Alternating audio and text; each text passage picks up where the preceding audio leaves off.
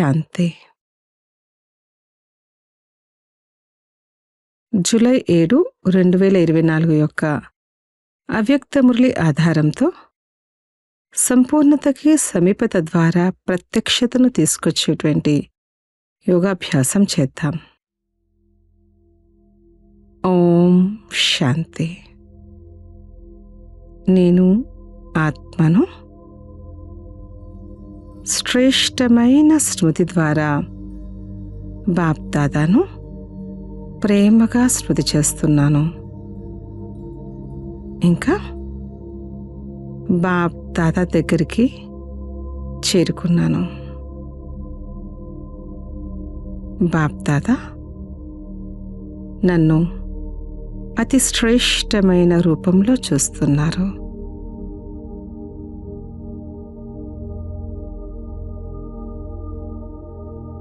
నేను మొత్తం కల్పంలో పరమ పవిత్రమైన ఆత్మను.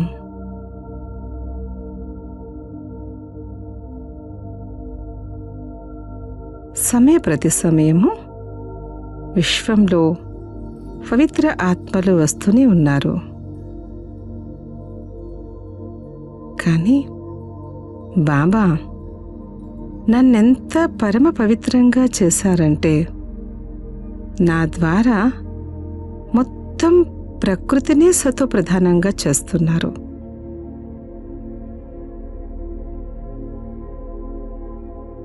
నన్ను ఎంత పవిత్రంగా చేశారంటే విశ్వంలో ఉన్న జడమైన చైతన్యమైన అన్నీ కూడా పవిత్రమవుతున్నాయి. నేను పరమ పవిత్రమైన ఆత్మను.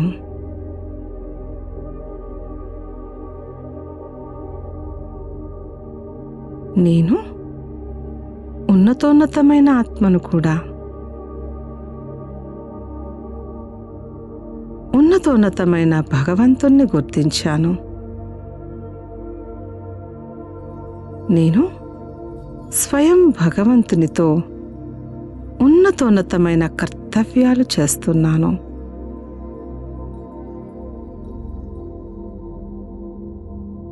ఆత్మిక దృష్టి, కళ్యాణ భావన,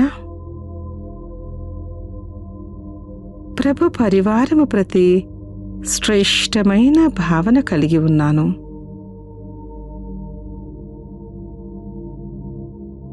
ప్రతి విషయంలో సాధారణతను శ్రేష్ఠ స్వరూపంలో పరివర్తన చేసే ఉన్నతమైన ఆత్మను. నేను లక్కీయెస్ట్ కూడా. స్వయం భాగ్యవిధాతయే నా భాగ్యపు రేఖలను గీస్తున్నారు. స్వయం విశ్వానికి యజమానియే నా 21 జన్మల అదృష్టపు రేఖలను అవినాశీ గ్యారంటీతో రాస్తున్నారు.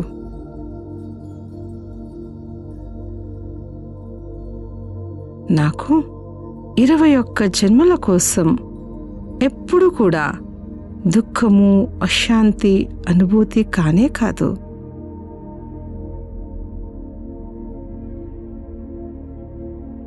సదా హెల్దీ, వెల్దీ మరియు హ్యాపీగా ఉండే వారసత్వం స్వయం భగవంతునితో నాకు ప్రాప్తించింది.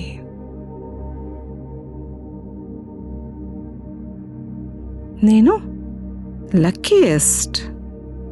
నేను రిచెస్ట్ అనగా సుసంపన్నమైన ఆత్మను. నా ప్రతి స్మృతిలోని ప్రతి అడుగులో పద్మాలున్నాయి.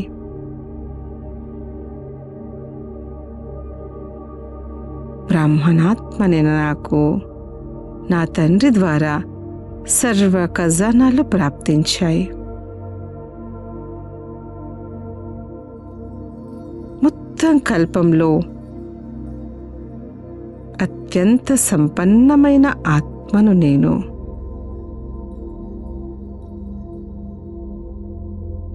నేను బాప్దాదా యొక్క holiest, highest, luckiest, richest, sweetest ఆత్మను.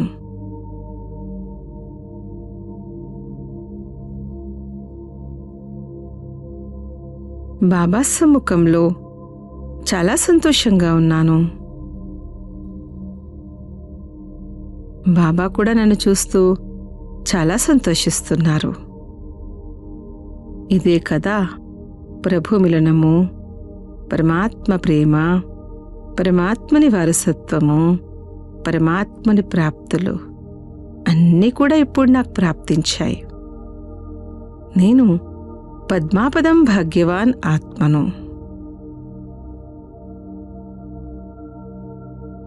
ఒక దృశ్యం నాకెదురుగా అనుభవం అవుతుంది.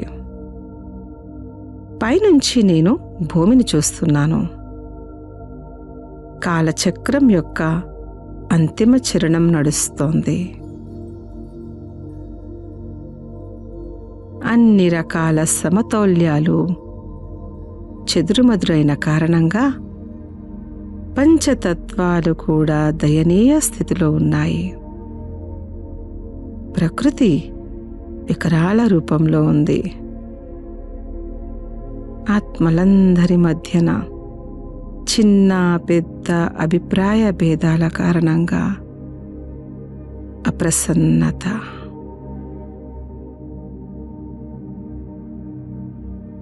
అనేక రకాలుగా దుఃఖము, అశాంతి మరియు అసంతుష్టత, యుద్ధపు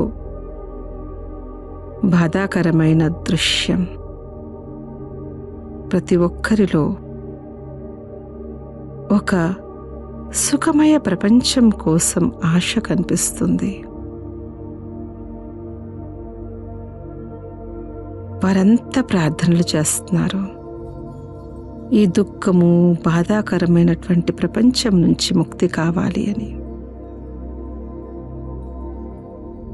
వారందరి సూక్ష్మ శబ్దాలు నా వరకు చేరుకుంటున్నాయి. నేను విశ్వ పరివర్తక ఆత్మను, దయాస్వరూపాత్మను, దాతను. నేను నా సంపన్న సంపూర్ణ స్థితికి చేరుకున్నాను.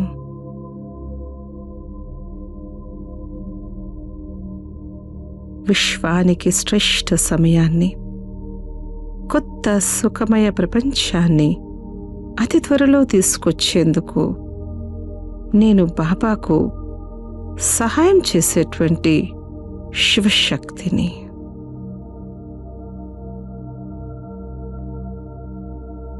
శ్రేష్టమైన స్థితితో శ్రేష్టమైన ప్రపంచాన్ని తీసుకొస్తాను.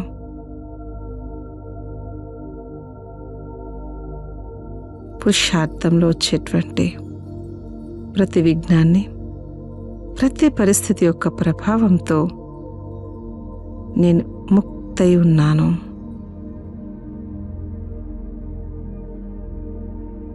నేను ధైర్యంగా ముందుకు వెళ్తున్నాను. ప్రతి అడుగులో 1000 అడుగుల తండ్రి సహాయం నాకు అనుభవం అవుతుంది.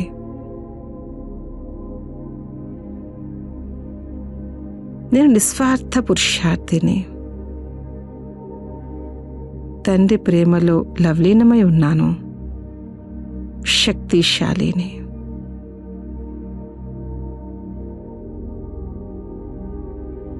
స్వపరివర్తనతో విశ్వ పరివర్తన చేసేటువంటి శ్రేష్ఠ ఆత్మను.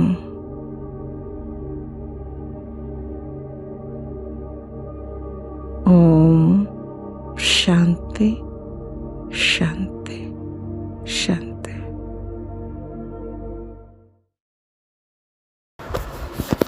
ఓం శాంతి. మధురమైన పిల్లలారా, ఇప్పుడు సతో ప్రధానంగా అయ్యి ఇంటికి వెళ్ళాలి. కాబట్టి స్వయాన్ని ఆత్మగా భావించి నిరంతరము తండ్రిని స్మృతి చేసే అభ్యాసం చేయండి. సదా ఉన్నతిని గురించే ఆలోచించండి. చదువులో రోజు రోజుకి ముందడుగు వేస్తూ ఉన్నారా, లేక వెనుకకు వెళ్తూ ఉన్నారా? తెలుసుకునేందుకు గుర్తేమిటి? జవాబు: చదువులో ఒకవేళ ముందుకు వెళ్తుంటే తేలికతనం అనుభవం అవుతుంది. ఈ శరీరము చీచి అయింది, దీని వదిలి మనం ఇప్పుడు ఇంటికి వెళ్ళాలని బుద్ధిలో ఉంటుంది. దైవీ గుణాలను ధారణ చేస్తూ ఉంటారు. ఒకవేళ వెనుకకి వెళ్తుంటే నడవడికలో ఆసురి అవగుణాలు కనిపిస్తాయి. నడుస్తూ తిరుగుతూ తండ్రి స్మృతి ఉండదు. వారు పుష్పాల సమానమై అందరికీ సుఖమివ్వలేరు. ఇలాంటి పిల్లలకు మున్ముందు సాక్షాత్కారాలు అవుతాయి. చాలా శిక్షలు కూడా అనుభవించవలసి వస్తుంది. ఓం శాంతి.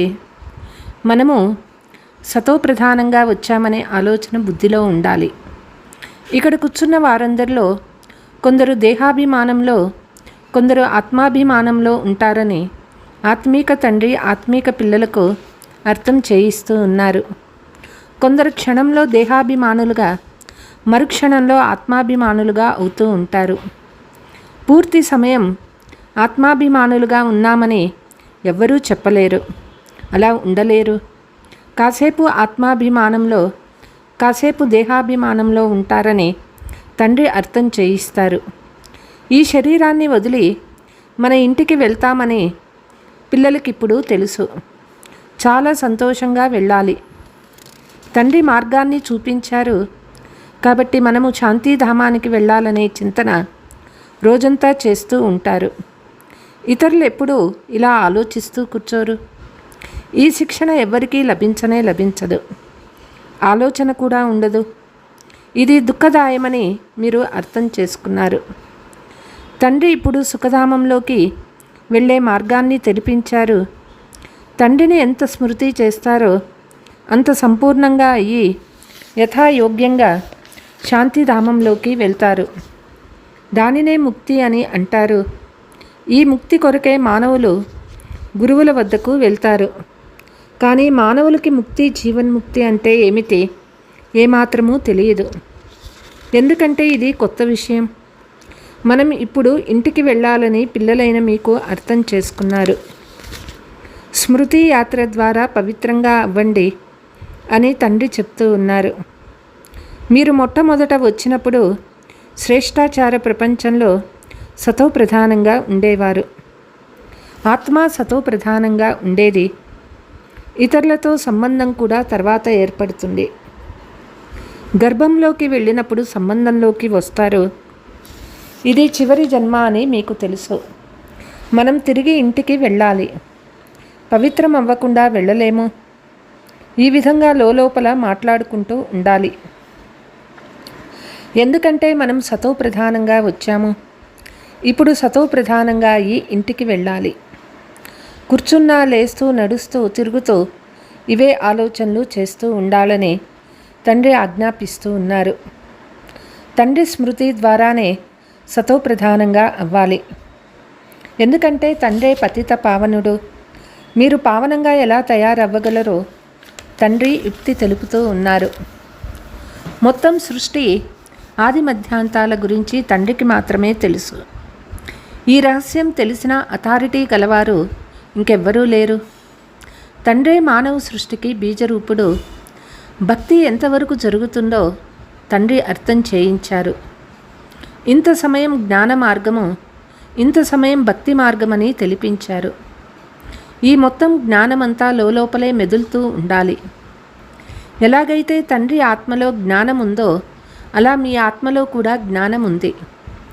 శరీరం ద్వారా వింటూ వినిపిస్తూ ఉంటారు. శరీరం లేకుండా ఆత్మ మాట్లాడలేదు. ఇందులో ప్రేరణ లేక ఆకాశవాణి అనే మాటే లేదు. భగవాను వాచ అని ఉంది. కాబట్టి తప్పకుండా నోరు కావాలి, రథం కావాలి. గాడిద గుర్రాలు రథము అవసరం లేదు. కలియుగం ఇంకా 40,000 సంవత్సరాలు నడవాలని మీరు కూడా ఇంతకుముందు భావించేవారు. అజ్ఞాన నిద్రలో నిద్రిస్తూ ఉండేవారు. ఇప్పుడు బాబా మేల్కొల్పారు. మీరు కూడా అజ్ఞానంలో ఉండేవారు. ఇప్పుడు జ్ఞానము లభించింది. భక్తిని అజ్ఞానమని అంటారు. మనం ఎలా ఉన్నతం అవ్వాలి, ఉన్నత పదవి ఎలా పొందాలి, పిల్లలు మీరిప్పుడు ఆలోచిస్తూ ఉండాలి. ఇప్పుడు ఇంటికి వెళ్ళి మళ్ళీ కొత్త రాజధానిలోకి వచ్చి ఉన్నత పదవి పొందాలి. ఇందుకొరకే స్మృతి యాత్ర ఉంది. స్వయాన్ని తప్పకుండా ఆత్మగా భావించాలి. ఆత్మలైన మనందరి తండ్రి పరమాత్మ. ఇది చాలా సరళమైన విషయం. కానీ ఇంత చిన్న విషయాన్ని కూడా మనుషులు అర్థం చేసుకోరు. ఇది రావణ రాజ్యము కాబట్టి మీ బుద్ధి భ్రష్టాచారమైపోతుందని మీరు అర్థం చేయించవచ్చు. సన్యాసీల వలె వికారంలోకి వెళ్ళని వారు పావనులని మనుషులు భావిస్తారు. వారు అల్పకాలానికి పావనంగా అవుతారని తండ్రి చెప్తారు. అయినా ప్రపంచం పతితంగానే ఉంది కదా. సత్యయుగం పావన ప్రపంచము.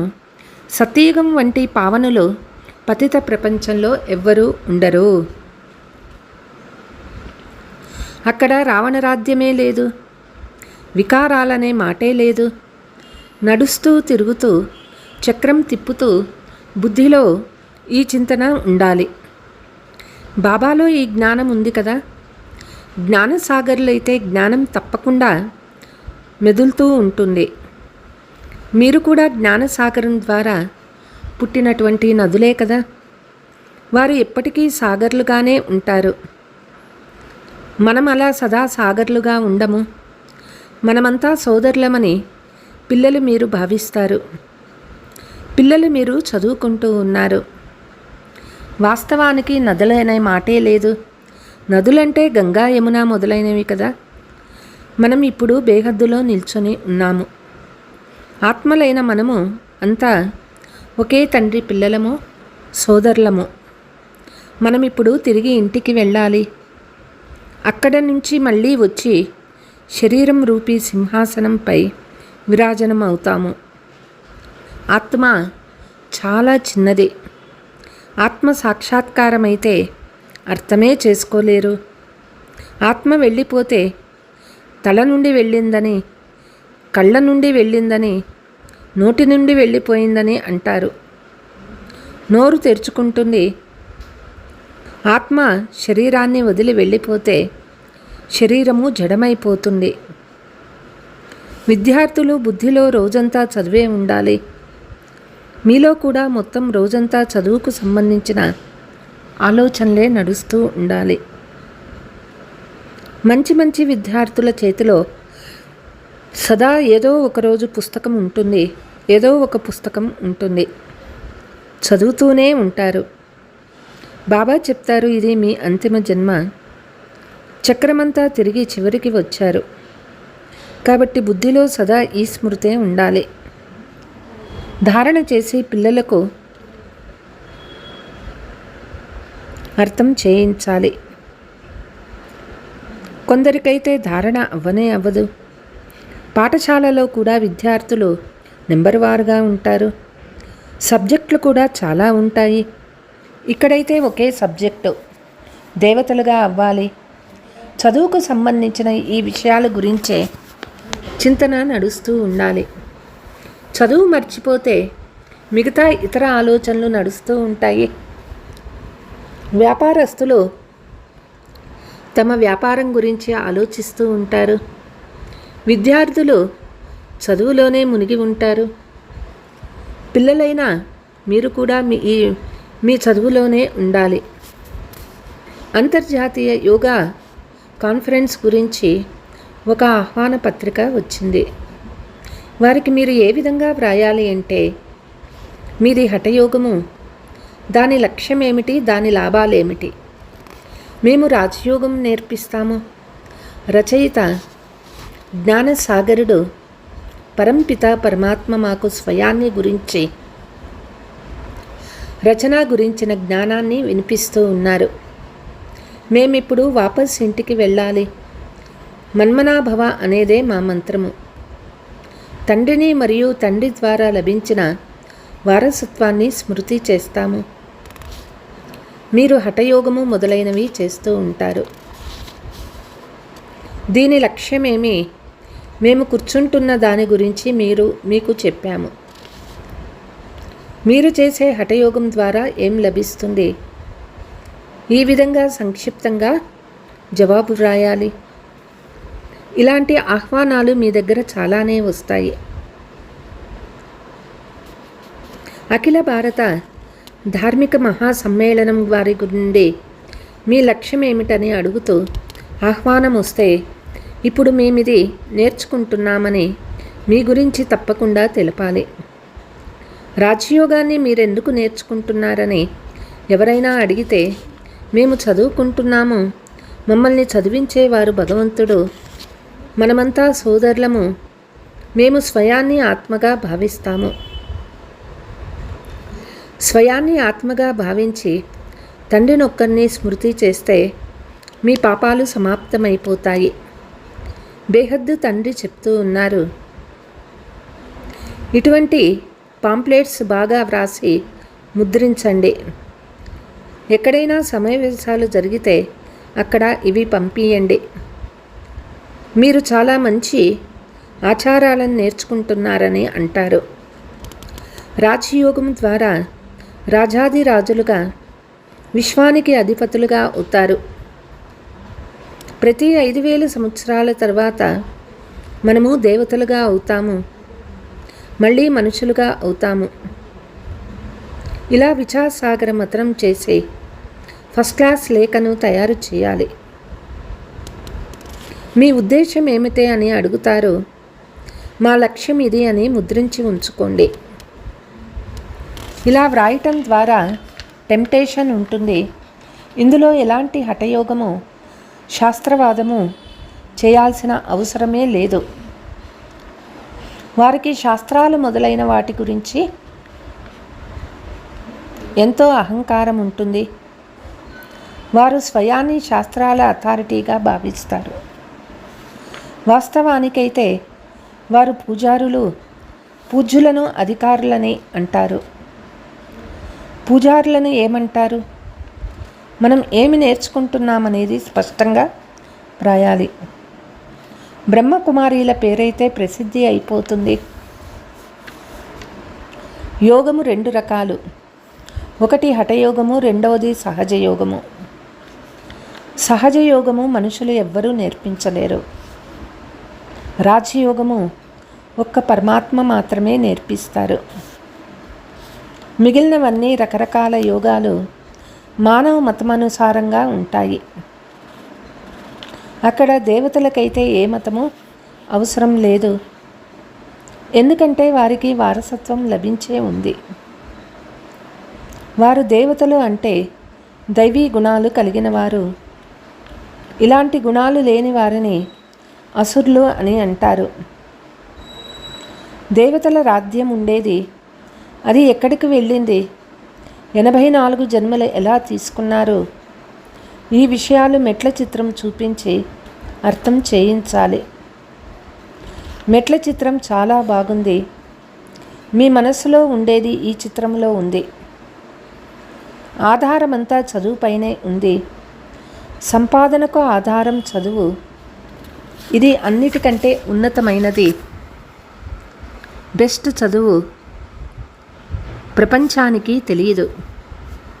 ఈ చదువు ద్వారా మనుషుల నుండి దేవతలుగా డబల్ కిరీటదారులుగా అవుతారు. మీరిప్పుడు డబల్ కిరీటదారులుగా అయ్యేందుకు పురుషార్థం చేస్తూ ఉన్నారు. ఒకే చదువు ద్వారా ఒక్కొక్కరు ఒక్కొక్క విధంగా అవుతారు. ఆశ్చర్యము, ఒకే చదువు ద్వారా రాజధాని స్థాపన అవుతుంది. రాజులుగాను అవుతారు, సామాన్యులుగాను అవుతారు. పోతే అక్కడ దుఃఖమనే మాటే ఉండదు. పదవులు ఉంటాయి కదా, ఇక్కడ అనేక రకాల దుఃఖాలు ఉన్నాయి. కరువు కాటకాలు, జబ్బులు వస్తాయి, ధాన్యం లభించదు, వరదలు వస్తూ ఉంటాయి. భలే లక్షాధికారులు, కోటీశ్వరులు కావచ్చు, కానీ వికారాలతో జన్మ ఉంటుంది. దెబ్బలు తగలటం, దోమలు కుట్టడం ఇవన్నీ దుఃఖమే కదా. దీని పేరే భయంకరమైన నరకము. అయినా ఫలానా వారు స్వర్గానికి వెళ్ళారని చెప్తారు. ఇప్పుడు స్వర్గం రానున్నది. స్వర్గానికి ఎలా వెళ్ళారు? ఎవరికైనా అర్థం చేయించడం చాలా సహజము. బాబా ఇలాంటి వ్యాస రచన ఇచ్చారు. వ్రాయడం పిల్లల పని. ధారణ చేస్తే తప్పకుండా వ్రాస్తారు. ముఖ్యంగా స్వయాన్ని ఆత్మగా భావించండి. ఇప్పుడు వాపస్ వెళ్ళాలని తండ్రి పిల్లలకు అర్థం చేయిస్తూ ఉన్నారు. మనం సతో ప్రధానంగా ఉన్నప్పుడు అపారమైన సంతోషం ఉండేది. ఇప్పుడు తమో ప్రధానంగా అయ్యాము. ఇది ఎంతో సహజమైంది.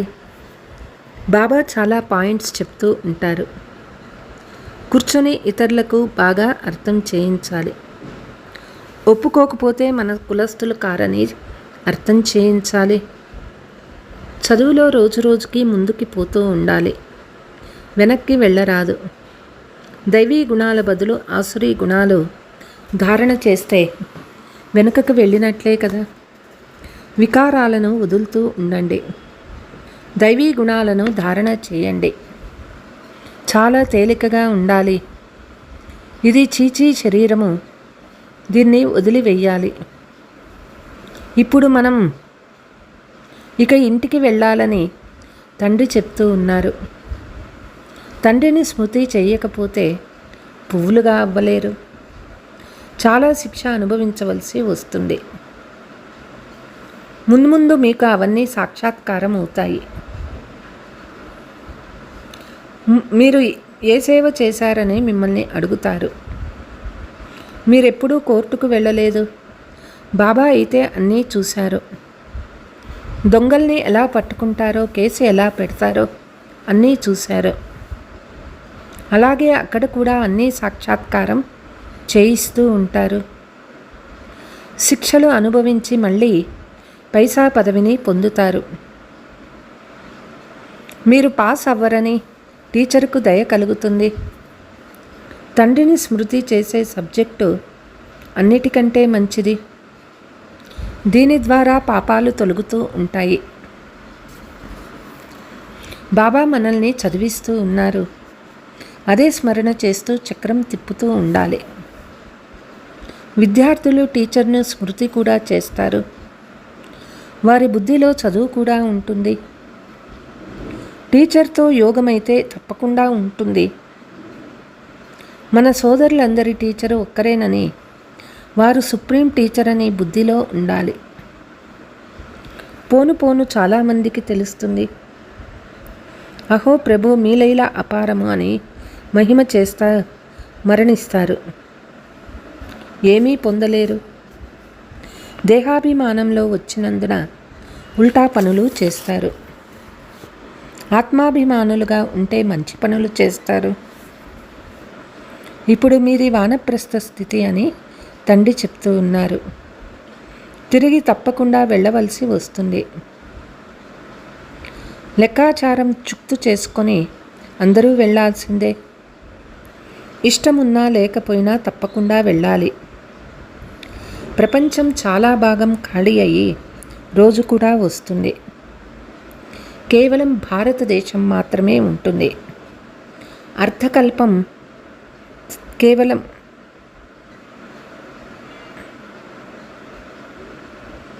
కేవలం భారతదేశమే ఉంటుంది. ప్రపంచం ఎంత ఖాళీగా ఉంటుంది. మీకు తప్ప ఇలాంటి ఆలోచనలు ఎవరి బుద్ధిలోనూ ఉండవు. మీకు శత్రువులు కూడా ఎవ్వరూ ఉండరు. శత్రువులు ఎప్పుడు వస్తారు? డబ్బు కొరకు. భారతదేశంలోకి ఇంతమంది ముసల్మాన్లు, ఆంగ్లేయులు ఎందుకు వచ్చారు? డబ్బు చూసి వచ్చారు. ధనం చాలా ఉండేది, ఇప్పుడు లేదు. కాబట్టి ఇప్పుడు ఎవ్వరూ లేరు. ధనం తీసుకొని ఖాళీ చేసి వెళ్ళిపోయారు. డ్రామా ప్లాన్ అనుసారంగా ధనాన్ని మీకు మీరే సమాప్తం చేసుకున్నారని బాబా చెప్తూ ఉన్నారు. మానవులకి ఇది తెలియదు. బేహద్దు తండ్రి వద్దకు వచ్చామని మీకు నిశ్చయం ఉంది. ఇది ఈశ్వరీయ పరివారం అనే ఆలోచన కూడా ఎప్పుడూ ఎవరికీ ఉండదు. అచ్చా, मीठे मीठे सिकीलते बच्चों प्रति मात पिता बाप दादा का याद प्यार और गुड मॉर्निंग। रूहानी बाप की रूहानी बच्चों को नमस्ते। हम रूहानी बच्चों की रूहानी मात पिता बाप दादा को याद प्यार गुड मॉर्निंग नमस्ते। ధారణ: నడుస్తూ తిరుగుతూ బుద్ధిలో చదువు గురించిన చింతనే ఉండాలి. ఏ పని చేస్తూ ఉన్నా బుద్ధిలో సదా జ్ఞానం మెదులుతూ ఉండాలి. ఇది అత్యుత్తమమైన బెస్ట్ చదువు. దీనిని చదువుకొని డబల్ కిరీటధారులుగా అవ్వాలి. మనం ఆత్మలము, సోదరులమని అభ్యాసం చేయాలి. దేహాభిమానంలోకి రావడం వల్ల ఉల్టా పనులు జరుగుతాయి. కాబట్టి వీలైనంత ఎక్కువగా ఆత్మాభిమానులుగా ఉండాలి. వరదానము: సత్యతా శక్తి ద్వారా సదా సంతోషంగా నాట్యం చేసే శక్తిశాలి మహానాత్మా భవ. సత్యంగా ఉండేవారు నాట్యం చేస్తూ ఉంటారు అని అంటారు. సత్యమైన వారు అంటే సత్యతా శక్తి కలవారు నాట్యం చేస్తూ ఉంటారు. ఎప్పుడూ వాడిపోరు, చిక్కుకోపోరు, భయపడరు, బలహీనమవ్వరు. వారు సదా సంతోషంగా నాట్యం చేస్తూ ఉంటారు. శక్తిశాలీలుగా ఉంటారు. వారిలో ఎదుర్కొనే శక్తి ఉంటుంది. సత్యత ఎప్పుడూ చలించదు, అచలంగా ఉంటుంది. సత్యత అనే నావ కదులుతుంది కానీ మునిగిపోదు. కాబట్టి సత్యతా శక్తిని ధారణ చేసే ఆత్మలే మహానాత్మలు. స్లోగన్: వ్యస్తంగా ఉన్న మనస్సు, బుద్ధిని ఒక్క సెకండులో స్టాప్ చేయడమే సర్వశ్రేష్టమైన అభ్యాసము. అచ్చా. ఓం శాంతి.